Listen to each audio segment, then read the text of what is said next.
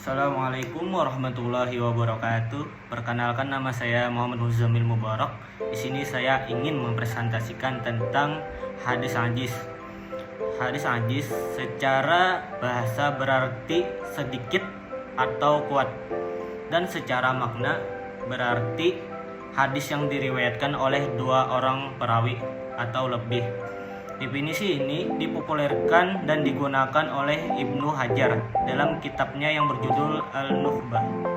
Di sisi lain, menurut Ibnu Hibban, hadis ajis yang diriwayatkan oleh dua perawi saja di setiap tabaqat atau tingkatan sulit terjadi secara konsisten di semua tingkatan sanad. Secara teori mungkin ada, tetapi sulit dibuktikan dalam praktek. Intinya, jumlah perawi dalam sanad hadis bisa berkembang, sehingga yang awalnya hadis ajis berubah menjadi masyhur apabila jumlah perawinya semakin banyak. Selanjutnya kita masuk ke dalam karakteristik dan syarat hadis ajis. Yang pertama, dari segi periwayatnya.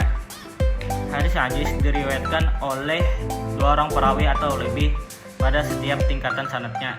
Ini berbeda dengan hadis gharib yang hanya diriwayatkan oleh satu perawi dan hadis masyhur yang diriwayatkan oleh tiga perawi atau lebih. Yang kedua, hadis ajis termasuk hadis ahad, sehingga menghasilkan hukum husn, dugaan kuat.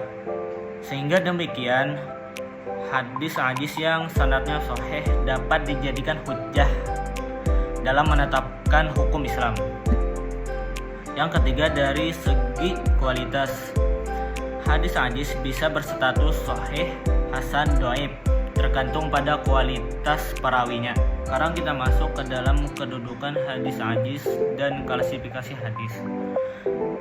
Dalam struktur klasifikasi hadis, hadis ajis berada di antara hadis gharib dan hadis mansur, dan juga termasuk ke dalam hadis ahad.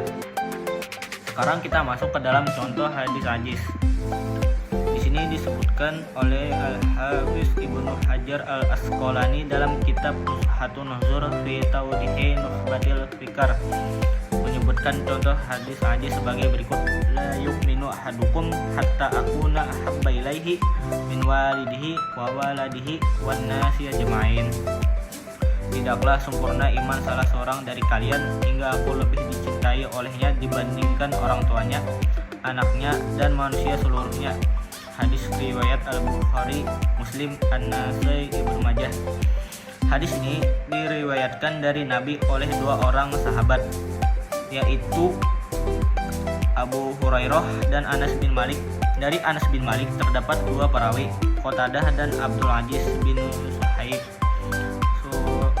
Suhaibah dan Said meriwayatkan dari Qatadah, sedangkan Ismail bin Ulayyah dan Abdul Waris bin Said meriwayatkan dari Abdul Aziz bin Suhaib.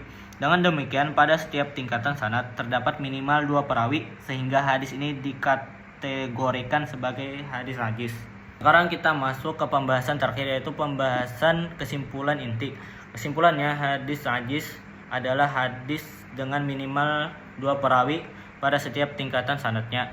Hadis ajis juga termasuk ke dalam hadis ahad, yang berada di antara hadis gharib dan hadis masyhur.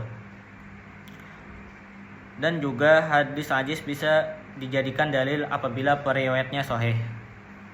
Sekian dari saya, Muhammad Muzamil Mubarak. Apabila ada salah kata mohon dimaafkan. Wassalamualaikum warahmatullahi wabarakatuh.